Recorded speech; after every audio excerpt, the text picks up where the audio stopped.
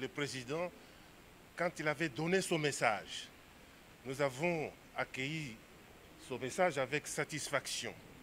Il a fallu que l'on vienne avec des propositions.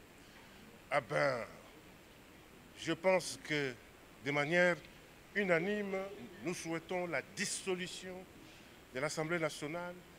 Nous voulons absolument que le président de la République puisse avoir une majorité parlementaire au sein de l'Assemblée nationale pour qu'il puisse nommer un informateur qui va identifier une majorité et former le gouvernement.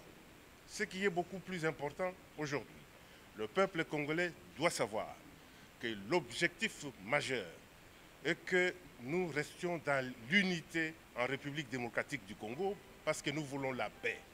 Mais si les compatriotes nous poussent aujourd'hui à ne pas respecter la paix, je suis convaincu que le président de la République a la volonté de maintenir tout le monde dans la paix. La dissolution de l'Assemblée nationale n'est pas un casus belli pour la guerre. Lorsqu'on constate que les choses ne marchent pas et que le président de la République constate que lorsqu'il envoie les messages, lorsqu'il veut discuter, il y a la présidente de l'Assemblée nationale, il y a le président du Sénat qui prennent des positions qui ne sont pas des hommes d'État. À partir du moment où il reste des partisans, nous voulons à la tête de ces institutions les hommes d'État qui aujourd'hui défendent la République démocratique du Congo au lieu de défendre une plateforme qu'on appelle FCC. Nous voulons absolument que le président de la République puisse réussir dans sa mission. Et pour qu'il réussisse, nous ne voulons pas des gens qui lui mettent des bâtons dans les roues et les gens qui lui glissent des pots de bananes.